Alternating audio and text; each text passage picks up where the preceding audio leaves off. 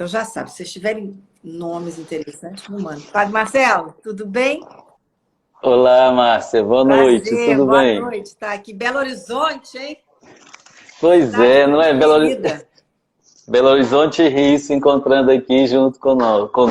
Isso é verdade. Eu estou em Búzios, é um pouquinho mais longe que o Rio de Janeiro. Mas, Muito bem, Márcia. ó, Obrigado pelo convite, primeiramente, viu? mas prazer todo meu, Padre Marcelo. Eu estava contando aqui que eu vi seu trabalho todo com essa questão toda online, com a área de saúde. Achei isso tão bonito.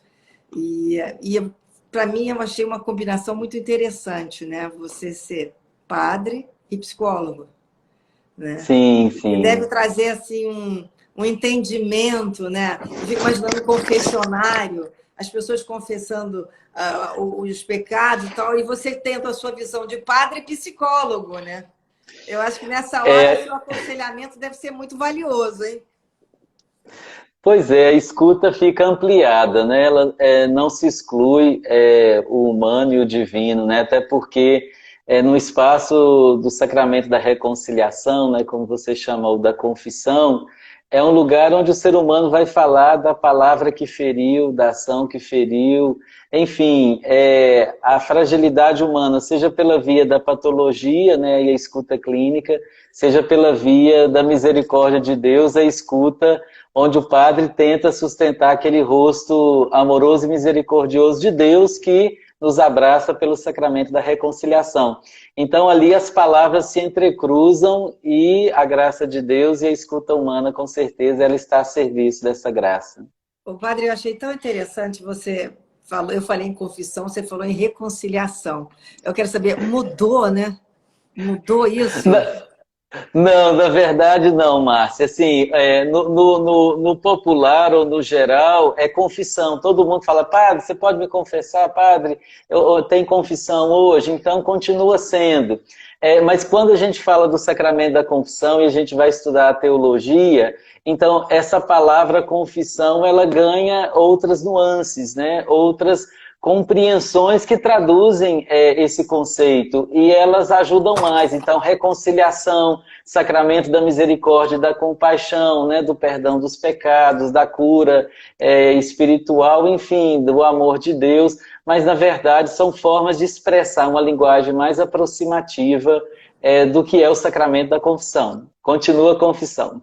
Pois é, eu achei dessa forma, fica mais assim, vamos dizer assim, mais fácil da pessoa saber que tem do outro lado alguém que vai ouvir com, vamos dizer assim, com ânimo, né? Com uma alma mais amorosa o que as pessoas estão sofrendo para contar. Porque eu me lembro, eu estudei em colégio de freira, o Sacré-Cœur de Jesus, depois fui para o Teresianos, também de freiras espanholas. E era uma coisa assim, da confissão, era sempre uma coisa que deixava, não tem que confessar, como se a gente tivesse assim, primeiro crianças e adolescentes com muitos pecados, né? Mas, enfim, era uma coisa mais formal, né? E tinha sempre Sim. assim, um ar assim, mais difícil da aproximação. E acho que essa questão de usar a palavra reconciliação chama mais a pessoa para o entendimento realmente, né? Eu acho que Sim, isso é uma sim. visão muito mais humanista do que antigamente. Exato, é a linguagem do efeito ainda do Vaticano II, que a gente fala na igreja, né? Aquela grande reforma na década de 60, onde a igreja vai repensar a forma de comunicar o seu conteúdo. Então, o conteúdo é o mesmo, o sacramento da confissão, mas a linguagem é viva, né? E como você trabalha com a comunicação sabe melhor do que eu isso. Então, a cada tempo nós temos que ir aos poucos atualizando a forma de nos comunicar. Então, penso que é um pouco por aí que a gente vai tentando trabalhar essa forma de chegar ao coração das pessoas, né? Eu acho bonito porque o nosso tema é a força da palavra, né, na espiritualidade e Sim, na psicologia. E eu fico imaginando a sua capacidade de entendimento muito mais ampliada por ser um psicólogo também, né? sim, Porque acho que o psicólogo ele tem uma visão do ser humano, da sua luz e da sua sombra, com uma mais, vamos dizer assim, versatilidade, né? Porque aprende todos os meandros da mente também. E o sacerdote, ele trabalha mais com a questão da alma, né? Da alma, do entendimento do bem e do mal também, mas por uma outra vertente. Eu queria que você falasse um pouquinho sobre isso, que eu gostaria de saber a sua opinião. É interessante porque você traz uma visão geral onde para muitos de fato é isso mesmo, né? O padre trata, vamos dizer assim, da enfermidade da alma, o psicólogo da enfermidade do corpo ou da psique humana, e ainda que da psique humana ela sempre deságua na psicossomática, que é o palco, né, do sintoma, é o corpo, né? Porém, numa visão também que a gente vai dialogando entre esses dois saberes, nós vamos percebendo que, inclusive, várias experiências do pecado, ou várias experiências ligadas à espiritualidade, elas passam pelo corpo e elas passam pela estrutura mental das pessoas. Por isso, eu acredito assim, que na ciência, a psicologia enquanto ciência, ela não vai trabalhar com a noção de pecado ou até de espiritualidade, salvo alguma exceção de alguma teoria, como talvez aí, por exemplo, constelações familiares com Bert Hellinger, outras teorias junguianas, por exemplo. Porém, não é próprio da psicologia trabalhar com essa base epistemológica, com essa base teórica e espiritualidade. Mas é próprio da espiritualidade compreender ou ela abraçar essa ciência do humano, porque não há espiritualidade sem encarnação, né? Na vertente cristã. Lógico, né? Não há espiritualidade cristã sem encarnação, sem a carne, sem o corpo, sem a pessoa, sem a vida humana. Por isso, quando eu descobri, na verdade eu descobri isso me tratando, né? Quando eu vim para Belo Horizonte, eu sou do interior de Minas, Manhuaçu, né? Deve ter gente de lá nos acompanhando, a terra do café, a zona da mata. Sim, e muitas pessoas lembram e conhecem você aí, viu, do seu trabalho jornalístico. Obrigada. E várias pessoas, Márcia, inclusive dizer, nossa, mas que honra, você está sendo convidado pela Márcia Peltier, assim, para você ver. Aquele menino lá da roça de Manhuaçu, estamos aqui agora dialogando com uma pessoa que trabalha em âmbito nacional aqui no Brasil. Então, dessa região toda, eu venho dessa experiência onde a gente vai descobrindo que quando eu vim para Belo Horizonte, então, para a formação filosófica, me foi apresentada a formação humanista. Graças a Deus os seminários hoje eles consideram bem a formação humana. E ali eu buscava trabalhar com as minhas dificuldades humanas na terapia. E ali eu me encantei com a psicologia e diante disso eu pensei, um dia eu hei de fazer também psicologia, pois uma ciência que ajuda tanto o ser humano a ser melhor, me encanta. E ali eu me apaixonei pela psicologia. E depois, antes dela, hoje, não sei se você sabe, mas a formação da teologia, em quase todas, poderíamos dizer, as faculdades que formam a teologia, elas incluem a psicologia. A gente tem psicologia pastoral, a gente tem psicologia e espiritualidade, nós trabalhamos psicologia, as patologias, né, próprias do confessionário também, que a religião também ela atrai patologias, né, seres adoecidos. Então até a teologia hoje, ela para formar um padre, ela põe matérias, créditos de psicologia, para que o padre, o religioso ou a religiosa que faz também a teologia, ao trabalhar com as pessoas na igreja, elas possam levar em conta esse ser humano que muitas vezes vem fragilizado. Então, voltando a essa sua pergunta, na verdade eu imagino duas linhas se costurando ali, se encontrando nesse mesmo tecido que é o ser humano. Olha, eu achei tão interessante, Padre Marcelo, você contar que tem na teologia a psicologia, né? Por exemplo, a psicologia do confessionário que você falou, né? Das patologias do confessionário. Eu fico imaginando, porque na maioria das vezes a gente fica pensando que o padre é uma pessoa que está ali num lugar, mas ele é um ser humano. Ele representa a religião, a nossa religião católica, mas ele é um ser humano com as suas, vamos dizer, dificuldades, dilemas, né? E imperfeições, como todos nós, né? Sim, sim. E tá ouvindo as imperfeições também, né? Sim, então, sim. Como é que ele vai reagir humanamente a isso, sem ser o sacerdote? Porque uma coisa é o sacerdote, outra coisa é o ser que está ali, o ser humano que está ali ouvindo, o homem que está ouvindo um outro ser humano se confessar. Isso é uma das coisas, para mim, que eu acho da religião católica mais incrível, que eu sei que o padre ali representa o poder do sacramento, né, da confissão, da reconciliação, mas ele é um ser humano. No fundo, você está falando com outra Sim. pessoa os seus problemas. Não deixa de ser uma psicologia religiosa, né? Sim, exato. Inclusive tem até matéria chamada psicologia religiosa, Ah, tem. porque tem, onde o ser humano ele cria um saber, ele cria a partir de onde? Da psique, do ser humano, da sua intuição, da sua forma de fluir na vida, né? Ó, minha mãe acabou de mandar um abraço aqui que está nos Olha, que assistindo, aí bom, Holanda. que máximo, que bom. Então, Márcia, não dá para separar. E se a gente pensa o cristianismo como a religião da palavra, olha que coisa mais linda, o primeiro capítulo de São João, e o verbo se fez carne, né? E habitou entre nós. Ou seja, o verbo de Deus, Cristo, né? Ele se manifesta no cristianismo independente da vertente católica ou protestante ou evangélica, é a partir da palavra. Então, um Deus que nos dá seu Filho, a palavra criadora, regeneradora. Então, eu acho isso de uma beleza tão grande, assim, uma espiritualidade de uma religião que se sustenta na palavra. Um Deus que é palavra. Um Deus de palavra, da palavra, para a palavra e a partir da palavra.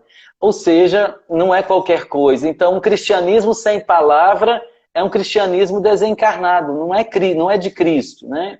E essa palavra, lógico, ela não é só espiritual, uma palavra só bíblica, uma palavra só religiosa.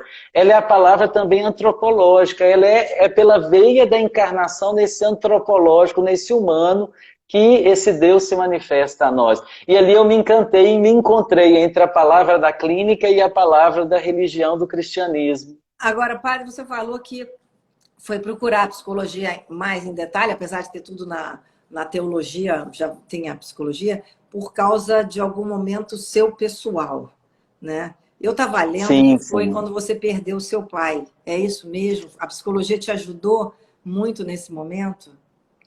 Sim, ela me ajudou. Antes eu já tinha feito uma etapa de terapia, mas foi exatamente naquele momento ali. Meu pai morreu de acidente na BR-116, Rio, Bahia. Aos 57 anos, e era um homem cheio de vida, amava tocar violão, sem nem saber o nome das notas. Eu descobri isso pouco antes dele morrer, que ele não tinha formação teórica musical, mas tocava de Ouvido. ouvido sem nem saber o que sol era sol. Porque é normal as pessoas tocarem de ouvido, mas dó, ré, mi, fá, sol, lá, si, todo mundo que toca sabe. Mas eu descobri com o meu pai que ele não sabia nem o que era o sol, o ré, enfim. E ali ele era um homem apaixonado pela vida e um homem que comunicava muito a partir da palavra. E ali, quando ele morria de acidente, eu consegui me refazer, sim, pela via da terapia e da espiritualidade.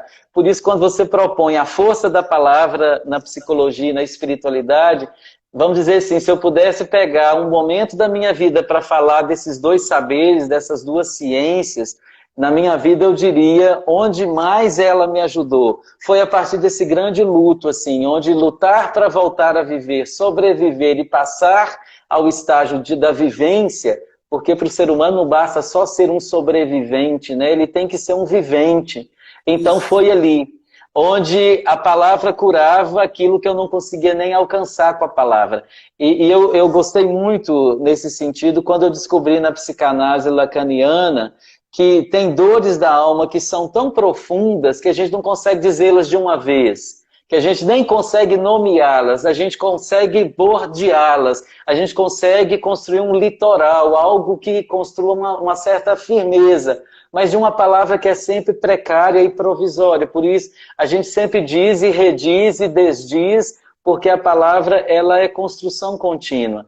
E ali na clínica e na espiritualidade, eu descobri, inclusive, meu objeto de monografia no final da psicologia foi a relação do sujeito contemporâneo com a morte.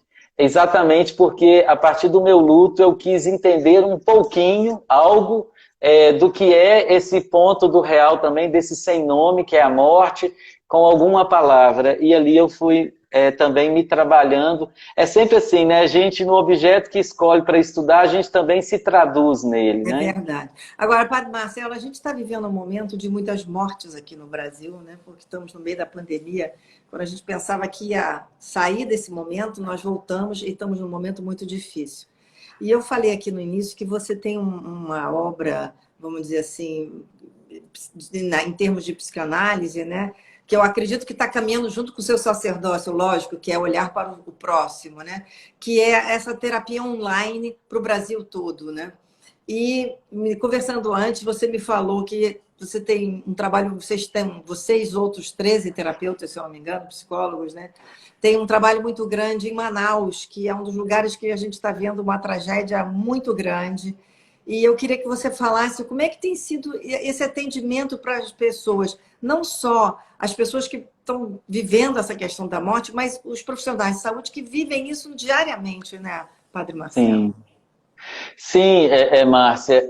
Na verdade, né, nós temos um projeto social chamado NAASP Boa Viagem, que, na verdade, é um projeto piloto do nosso arcebispo Dom Valmor, que hoje é o presidente da CNBB, a Conferência dos Bispos do Brasil.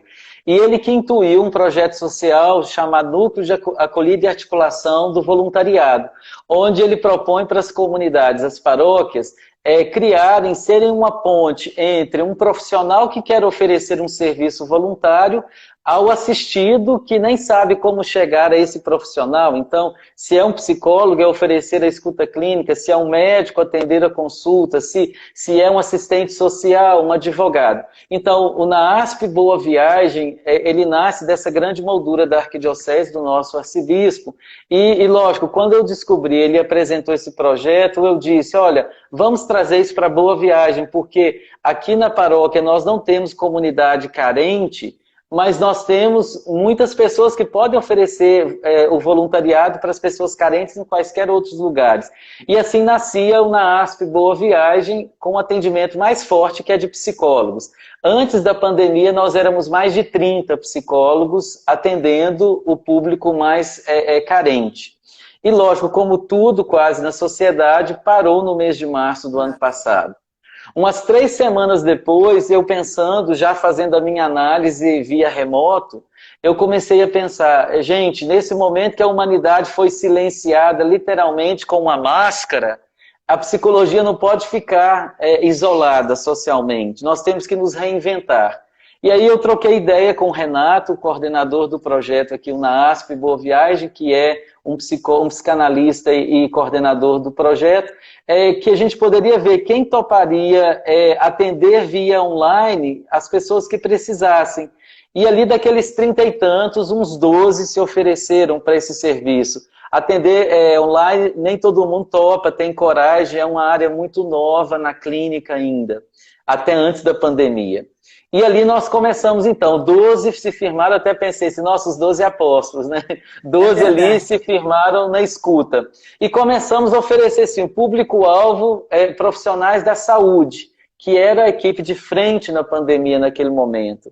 E assim oferecemos o serviço aqui. No momento em que tivemos uma divulgação em cadeia nacional, aí nós chegamos à região de Manaus, ao interior de Minas, ao Rio, São Paulo, Nordeste, e aí as pessoas que precisavam, eles buscaram nesse serviço atendimento clínico. E no primeiro momento foi uma graça de Deus chegar a tantas pessoas via um telefone, né, um celular, um computador para escutar a dor delas. E aí depois diminuiu, e eu creio que nesse momento agora que aumenta o contágio, né, a necessidade do serviço, ele volta a crescer. Então, inclusive, nesse momento deve ter algum psicólogo do nosso NAASP acompanhando aqui, né, essa entrevista. E assim, o grupo cresceu depois também de abril para frente, e graças a Deus, muitos atendimentos e os mais diversos. Em geral, também as pessoas mais vulneráveis do atendimento clínico aí, da saúde, né? Enfermeiras, técnicos de enfermagem, profissionais que trabalham em postos de saúde, hospitais, e daí essa escuta tem ajudado a diminuir um pouco o sofrimento de quem está cuidando da vida. O Padre Marcelo, eu fico imaginando que quem entra em contato com a morte diariamente, né, que são os profissionais de saúde, ficam diante de escolhas tão difíceis, como a gente já ouviu, quem usa respirador, quem não usa respirador, quem é atendido, quem não é atendido, são pessoas que têm que lidar com a morte de uma maneira que, para a maioria de nós que não vivemos isso, é muito diferente. Eu acho que o sacerdote também lida com isso, né? Porque lida com a extrema-unção, visita os doentes, mas o público, de uma maneira geral, está muito longe dessa questão, a não ser quando acontece em família. Como é que é, vamos dizer assim, o acolhimento?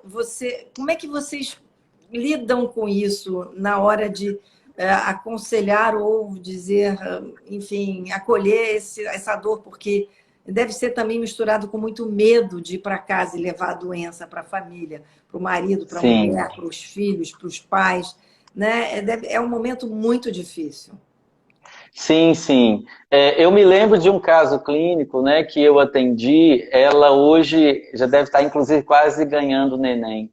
Uma paciente que ela narrava algo muito dramático. Todas as vezes que ela pegava o ônibus para ela ir para a cidade dela, ela tem um filhinho e ela dizia que ele era de risco por ser asmático. Eu achei muito forte o que ela disse na época. Ela falava, olha, eu nunca sei com quem eu estou voltando para casa, se eu estou a abraçar o meu filho indo com vida ou com morte. E isso é uma das coisas que me fez vir para ser atendida, porque isso está me fazendo muito mal. Eu começo a chegar perto de casa, eu começo a chorar. E aí, assim, aquilo para mim foi tão impactante, porque essa agente de saúde, ela dizia de algo que é de muita gente, né? Por exemplo, eu estou para ir de férias para Manhuaçu. A primeira coisa que eu me pergunto, bem, indo ver minha mãe depois de tantos meses que eu não a vejo, eu estou indo comigo mesmo ou com um vírus, né? Ou seja, essa dúvida angustiante que todos nós experimentamos na pandemia, quando nós nos aproximamos de quem amamos, onde eu creio que para a maioria de nós o maior medo não é morrer de Covid, ser contaminado e morrer até. Embora a morte seja sempre um elemento que assusta, mas é o medo de matar, entre aspas, né? Ou seja, de você contaminar alguém e saber que essa pessoa pode morrer a partir do vírus que você levou. Isso é de uma ordem traumática tão grande, e no campo da psicanálise a gente chamaria isso de fantasma, né? Ou seja, aquilo que nos assusta e que a gente não consegue nomear, que a gente não consegue dizer com tanta clareza e propriedade, porque ele não é objetivo. Então isso é muito difícil. Por isso, assim, todo mundo que pode trabalhar com a palavra, seja ela escrita, poetizada, musicada, clinicada, ou seja, a palavra, quando ela está na via da palavra bem colocada, ela é sempre terapêutica, né? Por isso eu acredito, Márcia, profundamente que nessa sociedade próxima pós-pandemia, todas as ciências que trabalham com a palavra serão fundamentais para recuperar e curar o ser humano. Não importa de onde ela vier, o que se sustentar na palavra será de primeira grandeza e primeira ordem no mundo pós-pandemia. O Padre Marcelo, sabe o que eu estava falando? Teve uma pessoa que entrou aqui e disse, Padre Marcelo, não vai para a sua cidade não, que lá está muito complicado. Então, a gente está sabendo que a complicação é enorme, né? Nós ainda não temos uma vacina, a gente está muito vulnerável, né? A vacina pode trazer esse alento que todos nós queremos, né? Mas essa questão de contaminar quem a gente ama, como você falou, é um fantasma realmente assustador. Eu conheço famílias que foram contaminadas pelos filhos que chegaram, o outro era médico, contaminou o outro. E, quer dizer, é uma coisa assim, muito angustiante. Você fica sem saber o que fazer, porque tem que ir para frente de batalha, mas na volta pode ser também uma outra batalha dentro do seu próprio lar, né? Exatamente. Eu sei que a psicanálise ajuda muito nessa hora, mas eu acho que a fé é fundamental. Tem até aquela música, cura, Senhor, onde dói, cura onde só você pode ir. Porque eu acho que essa hora a gente tem que ter uma fé muito grande e estar alinhado com o seu propósito de vida, né, Padre? Porque se a gente não tiver esse alinhamento, o que vai ser de nós? Sim, e aqui tem um elemento fundamental. Eu gostei do seu tema porque você não falou assim, a força da palavra na igreja, na religião, na espiritualidade. E tem uma sutileza nisso. Espiritualidade é a força invisível que move os seres visíveis, seja qual religião ou crença for. Então, toda experiência religiosa, ela tem uma aposta na transcendência, ou seja, na vida para além da morte, naquilo que vai para além da matéria, desse mundo horizontal chamado planeta Terra, humanidade. Por isso a espiritualidade tem uma definição muito bonita de um teólogo que diz: a espiritualidade é como o combustível de um carro. Você vê a gasolina movendo, circulando no carro? Não, mas ela está lá e você sabe. Tanto que quando o sinal diz alerta, ela está acabando, você fica extremamente angustiado e com medo, calcula a distância onde vai pôr gasolina. Então, a espiritualidade é o combustível, você não vê, não toca, mas ele é que move o carro, né? O combustível. Assim é a espiritualidade na vida do ser humano, daquele que acredita em algo. Ela move a gente para além daquilo que a gente vive, de alegrias e sofrimentos. Então, quem tem espiritualidade numa noite escura como essa que atravessamos, esse deserto, esse tempo de desassossego, como diz José Saramago, consegue superar melhor, até no tratamento. Eu escutava um tempo atrás uma reportagem exatamente assim: quem tem uma espiritualidade, uma vivência religiosa, consegue enfrentar melhor. Era o doutor Micael, lá de Juiz de Fora, que inclusive deve estar nos acompanhando. Ele é um médico antroposófico, né? Um médico que tem uma visão mais holística. E ele falava de uma pesquisa onde quem tem espiritualidade conseguia se curar, não só no Covid, não, em qualquer tratamento de saúde, porque essa força maior que move os que acreditam em algo, a transcendência, é como se fosse um antídoto que só tem quem acredita. E eu tive um insight quando ele me entrevistava, eu dizia assim: e esse antídoto o médico não pode oferecer, ele está em cada pessoa. Porque a espiritualidade é um remédio que está do lado de cá, do lado do paciente. Então, como que isso é fundamental para a gente se tratar, né, nesse momento de tanta dor, de tanta angústia, de tanta coisa sem nome, de tanto real. Por isso, assim, tem horas que nem a ciência ela consegue alcançar e ela silencia. E a espiritualidade é que pode ir além, né, e trazer algum consolo, algum alento, alguma força maior. O Padre Marcelo, você sabe que todos nós temos parentes ou amigos que ficaram doentes, né? Que passaram por momentos muito difíceis. E uma das coisas que eu acho mais bonita que tem acontecido são, além de todo o trabalho social que muitas pessoas fazem, né? Ajudando os que estão mais desfavorecidos nesse momento, e são muitos, né? A gente sabe que tem muita gente morando na rua, né? São também as correntes de oração. E eu participo de várias, e tem muita gente que reza para aquelas pessoas que estão em lugares muito difíceis, né? Em situações muito difíceis de saúde, entubados, enfim, dramaticamente, gravemente doentes. E é impressionante como as pessoas acreditam na força da oração e da palavra, e rezam, o mundo digital virou muito esse caminho onde as pessoas se comunicam e escrevem e rezam Pai Nosso e Ave Maria e ficam fazendo isso entre si. Eu queria saber como é que a sua visão para essas correntes de oração. O que você acha, Padre Marcelo? Acha que a gente realmente consegue transformar esta corrente de oração em graças para aqueles que estão enfermos? Com certeza. Uma vez, a primeira vez, aliás, que eu escutei falar em física quântica foi num curso de lá no curso de psicologia. E exatamente a gente descobre uma das contribuições da física quântica é que existe uma força muito maior em muitas coisas, inclusive nos elementos da natureza, onde um par de átomos, eu não sei se o termo seria mais correto isso, é separado, quando um desconecta aqui, o outro fora, distante, ele também desarma, uma coisa assim. E ali na tese, o texto, a ciência dizia, tem uma força, uma energia que vai além da matéria.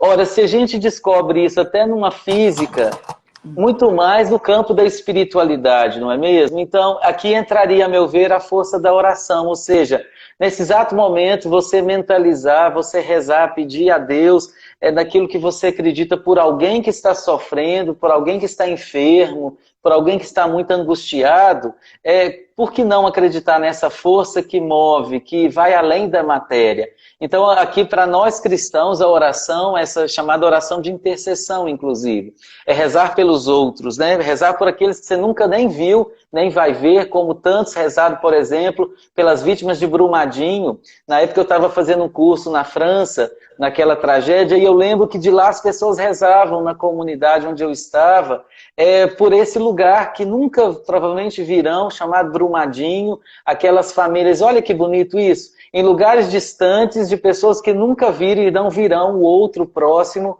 tem uma oração que é levada a Deus pelos que sofrem.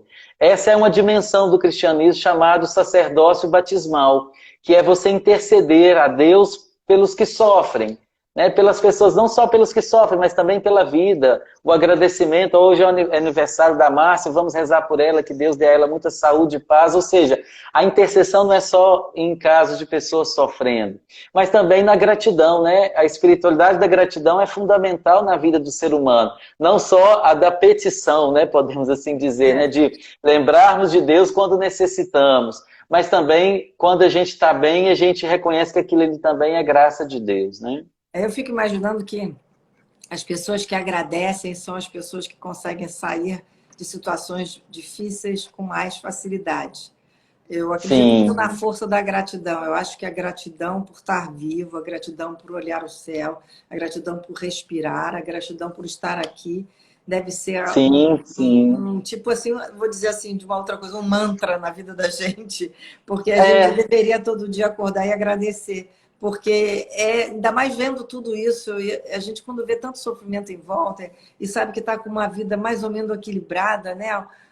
As coisas andando, é um sentimento muito forte a gratidão. Então, acho que essa questão da gratidão que você abordou aí, Padre Marcelo, é muito importante. Agora, uma das coisas que também acontece nesse momento é o medo, né? As pessoas estão com muito medo. Estão com medo em casa, com medo sozinhas, com medo de sair na rua, com medo de ir na multidão. E aí a psicologia também tem que atuar, mas como é que a psicologia pode atuar em aliada à fé para nos, vamos dizer assim, nos dar um pouco mais de segurança, né? Porque é muito difícil nesse momento de medo as pessoas se sentirem seguras. E para mim, eu me seguro na espiritualidade, mas não sei se seria somente isso, se a psicologia também poderia ter alguma contribuição maior. Com certeza. A espiritualidade, ela traz o quê? Para uma pessoa amedrontada, pensa um pai consolando uma criança que está com medo de alguma coisa, né?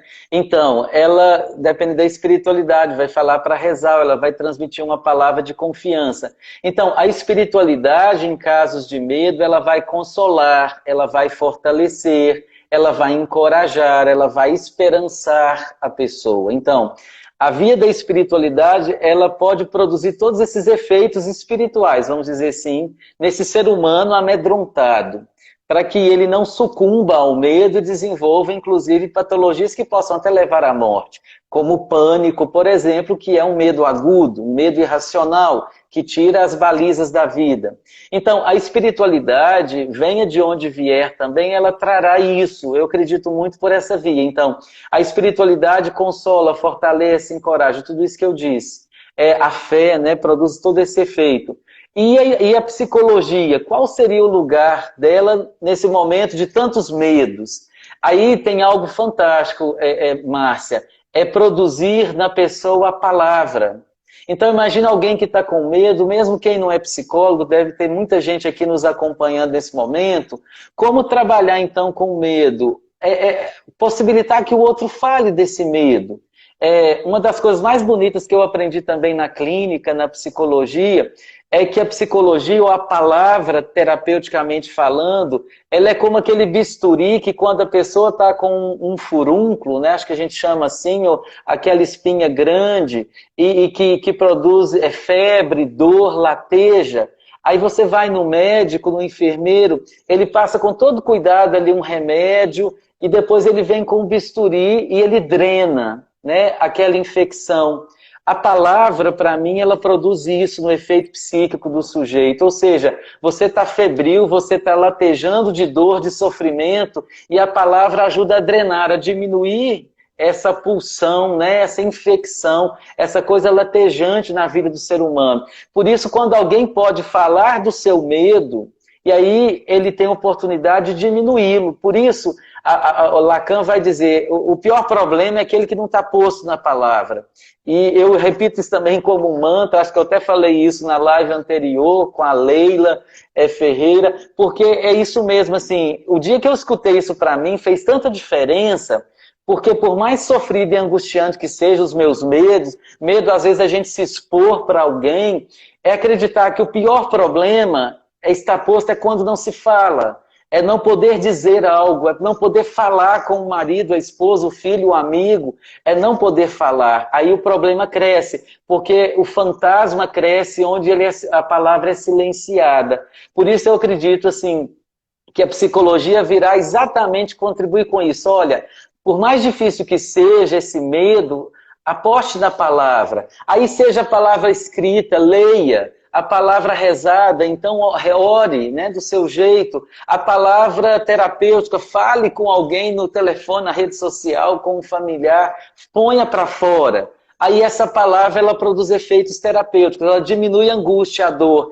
E de repente aquela angústia que parecia uma piscina de 2 metros d'água e você tem 1,5 metros e não sabe nadar, a água vai diminuindo e aí você pode até nadar e brincar, né? Nadar de braçada nessa angústia, porque sabe que a angústia como base, ela move o sujeito, as pessoas. Mas se ela for demais, ela afoga, que é o sentimento, o medo de que você está morrendo e não suportará a angústia. Por isso que a palavra é esse dreno desse excesso que está aí no medo, né? Muitas vezes. O Padre Marcelo já está falando na força da palavra, né? Que é o nosso tema de hoje, né? Sim. E a palavra realmente liberta, né? A gente, quando fala sobre um problema, parece que aquele problema fica mais leve, né? Quando a gente divide. Exato. Eu acho que as mulheres têm muito isso, né? As mulheres são muito de dividir os problemas. Eu acho que os homens são mais embutidos, falam menos dos seus problemas. Eu não sei se isso é uma questão assim de não mostrar fragilidade. A mulher, ela está mais aberta a se mostrar frágil, né? Então, eu acredito que para os homens isso seja mais difícil. Mas quando o senhor fala sobre falar dos problemas, vem também a outra coisa que a gente pensa daquelas pessoas que se fecham e não falam nada. E aí a falta de comunicação é que gera todos os problemas realmente, né? Como é importante, né? A solidão e a falta de falar com alguém nesse momento que muita gente está em casa sozinho, eu me preocupo com isso, porque eu tenho até pessoas que eu conheço que estão fora do Brasil, isoladas, não vem ninguém, e isso dá uma sensação de você perder o pertencimento, né?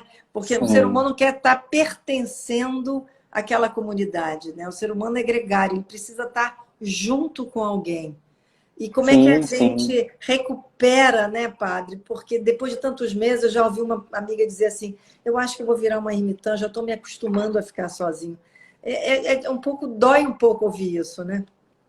Mas até um ermitão, ele ou ela lida com a palavra, né? Escreve, lê, tem algo ali de laço com a palavra, ainda que seja na solidão. Agora, essa solidão que você fala, às vezes ela é sintomática porque ela é isolamento, ela é ausência de palavra. Seja uma palavra lida, escrita, dita a alguém, numa rede social, no telefone, não sei. Então isso é mais preocupante. E você fala algo assim, fantástico, assim, o ser humano é um ser gregário. O Harari, aquele autor fantástico israelense, né, que trabalha aí com os temas do Homo sapiens, ele escreveu um dos primeiros textos que eu li na pandemia em março, que a saída da pandemia da humanidade não seria um líder mundial, nem um país, nenhuma pessoa. Seria a força da corporação, o ser humano agregando um com o outro. E nesse espírito de cooperatividade é que a humanidade poderá superar a pandemia. E eu diria até aqui o seguinte, Márcia, a pandemia ela começa com um vírus, mas chega um momento que ela é muito maior do que um vírus. Ela é um efeito, um tsunami, que é muito mais do que só água, é tronco, é ferragem, é carro, é tudo aquilo dilacerando a vida por onde passa. Para mim, uma pandemia é um tsunami, começou com um vírus. mas ao sermos curados do vírus, a humanidade terá que passar por outros estágios da pandemia. Olha o caos da economia, olha o caos da vida social, olha o caos do ser humano no campo psíquico, os adoecimentos tantos, sintomas de pânico o tempo inteiro, depressão, outras doenças somatizantes, tanta gente morrendo de infarto, de derrame, coisas fulminantes. Ou seja, tudo isso também se deve, e eu acredito muito que no futuro breve, as ciências médicas nos ajudarão a nomear, inclusive, quantas pessoas morreram de infarto, de suicídio, de tantas doenças causadas pela pressão contínua, que é a pandemia sobre todos nós. Por isso, não nos iludamos, a pandemia não é só Covid-19, gente. Ela é o start, ela é o ponto de partida. Mas quando vira uma pandemia, isso fica tão caudaloso e tão complexo que as curas virão também de outras áreas que nós teremos que cuidar. E aqui que eu entro mais uma vez com a palavra da espiritualidade ou da psicologia. Toda palavra bendita na sociedade pós-cura do Covid será extremamente fundamental para recuperar a humanidade. Escreva isso assim, a humanidade será recuperada em vários estágios, e não só o primeiro deles, que é a cura da Covid. O Padre Marcelo, eu acho que ninguém vai sair igual dessa pandemia, né? Tem gente que diz, tem pessoas que nem ligam, a gente vê muita gente sem máscara, os aglomeramentos, as pessoas fazendo festa, se divertindo. Eu entendo que o ser humano precisa também da alegria. Eu acho que essa alegria da convivência é uma coisa do ser humano, mas nesse momento não é saudável, porque a gente sabe que a aglomeração traz, né, o vírus com muita força. Mas eu me pergunto assim, como é que vai ser esse entendimento, né, de quem não tiver mudado nada nessa pandemia? Né? Eu acho que nós, como passamos por esse tsunami, passamos por um tsunami físico, mental, emocional e espiritual. É um tsunami que arrebentou todas as barreiras, tirou os paradigmas, vamos dizer assim. Porque ninguém poderia imaginar que nós iríamos viver o ano de 2020 como vivemos e entrando nos 2021 ainda dessa situação, com países fechando o lockdown total, cidades como Belo Horizonte também, que estão em lockdown, não estão, Padre Marcelo? Sim. Então, o comércio fechou essa semana, né? O comércio total. Então, eu me pergunto, será que a humanidade vai, assim, ter vamos dizer assim, um reposicionamento na sua maioria, né? Tem gente que diz que esse vírus, né, Padre Marcelo, foi a mão de Deus aqui para que a gente tomasse sentido, vamos dizer, tomar sentido na vida. Aí tem gente que diz que é absurdo dizer isso porque Deus não tem nada a ver com o vírus. Eu acho que as pessoas tomam essas informações conforme os seus pensamentos e a sua fé, a sua crença, né? E quem você é. Mas que tem uma pessoa escrevendo que é um desafio para a humanidade, é um grande desafio que nunca a gente pensou que ia viver agora no século XXI. Né? Nós hipermodernos, nós extremamente embasados na ciência, na evolução de tanta coisa fantástica, nós dessa sociedade moderna para esse século, já com muitos outros tantos avanços, nos vemos aos séculos anteriores, a Idade Média Antiga, com as grandes pandemias, como foi há 100 anos atrás, a última. Ou seja, a pandemia, ela também faz parte da vida, da humanidade, tanto que de tempos em tempos nós sofremos com a pandemia. Eu acredito muito, Márcia, que eu não consigo acreditar em um Deus que criaria uma pandemia. Não precisa de Deus, o ser humano que desequilibra a natureza, os ecossistemas e de repente desprende algo ali da cadeia, da harmonia e um vírus novo passa a afetar um segmento dos viventes que é o ser humano. Eu acho que muito disso já é explicado por nossas próprias escolhas letais, pelo jeito de pulsão de morte que muitas vezes reina em tantos modelos de vida e etc. Então, não há dúvida que Deus não está causando a Covid. Ele está morrendo com quem está morrendo, ele está sofrendo com quem está sofrendo. Então, onde Deus está? Deus está nos que sofrem, como Deus está nos que curam também. Como Deus está com os que choram, os que partiram. Então, Deus está muito mais entranhado na humanidade ferida e buscando sobrevivência, na ciência, descobrindo em um tempo recorde a cura e outras tantas criações que virão aí da humanidade mobilizada para o bem, para a pulsão de vida, diríamos assim. Deus está aí, sabe? Acho que Deus está nos ensinando, sim. A gente diria no linguagem religiosa assim, Deus não causa o mal a alguém, mas a partir do mal, Deus pode nos ensinar, nos ajudar, nos inspirar a crescer com isso. Então, que é um grande desafio, como você diz, não tenha dúvida, assim. Não dá para você dizer que tirando a morte, o resto foi ótimo, como eu já escutei, assim. Ah, padre, tirando a morte, para mim o resto, a pandemia está sendo muito bom. Como? Você não pode ir onde você gostaria, você não pode fazer o que gostaria, você não pode reunir na igreja como gostaria. Quer dizer, tem muito mais coisas ruins aí, além da morte, embora isso não seria pouca coisa. Por isso, assim, a gente tem que tomar muito cuidado com o que vai dizendo por aí na pandemia, porque às vezes pode mais ferir do que promover a cura. Com certeza. Padre Marcelo, eu acho que as pessoas ainda não, de uma maneira geral, né, ainda vão refletir sobre esse momento que vai ser um momento que nós vamos ter que contar para os nossos netos vão contar para os filhos dele, porque eu acho que muita coisa vai sair diferente depois desse momento, não só na parte toda tecnológica, de inteligência artificial, dos avanços da medicina, porque nunca se viu o mundo inteiro tentando descobrir a vacina, todos os laboratórios do mundo fazendo isso. Então, eu acho que o mundo vai dar um salto muito grande nesses termos da medicina, da tecnologia. Eu acho que esse salto vai ser enorme. A minha única dúvida é se o ser humano vai acompanhar esse salto com mais humildade e com menos egocentrismo, sabe, Padre Marcelo? Se achando muito poderoso. Eu acho que na sociedade dos últimos tempos a gente via que, sabe, tem até uns filmes muito bonitos que diziam assim, Deus está morto. Que já tem uma série desses filmes, Deus está morto 1, 2, que é justamente professores em universidades debatendo a realidade, dizendo que Deus sim está vivo. Então, eu acho que foi muito da gente poder entender da nossa finitude e da magnânima presença de Deus dentro dessa pandemia. Para mim, eu acho que esse deve ser o maior entendimento. Sim, é interessante, eu conheço alguns filmes dessa série, né, de alguns temas ligados a essa proposta, assim. Eu gosto muito de trabalhar um tema que você acabou de colocar aí, que é a cultura da arrogância versus a cultura da humildade.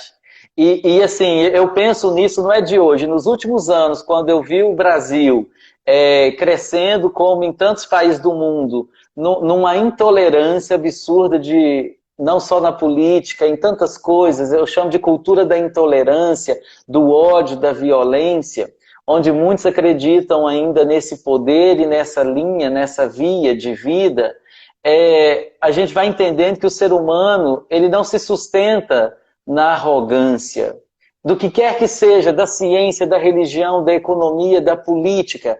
O mundo não é dos arrogantes, eles podem até estar por aí, ter o seu poder por algum tempo, mas o mundo é daqueles que se fazem humildes. E aí eu me lembro, por exemplo, assim, olha o que nós estamos presenciando nesse tempo tão curto, a cena, a imagem de um Trump, como ele tem se colocado nos Estados Unidos, né? Olha, por exemplo, o oposto disso, uma mulher como era tão frágil e ela se eterniza na história e na espiritualidade, como Madre Teresa de Calcutá, uma mulher que marcou religiões, povos, culturas, presidentes, raças. Ou seja, A história ela é escrita principalmente pelos mansos de coração, pelos humildes, por aqueles que sendo algo, tendo algo mais do que os outros, elas se colocam pela via das sandálias da humildade, da simplicidade. E eu acredito muito assim nessa força. Por isso me preocupa muito assim quem acredita na força da violência, na força do ódio, na força da intolerância. Sim, nós temos que acreditar na via das bem-aventuranças. É na via das bem-aventuranças, é na via da simplicidade, da humildade de ser.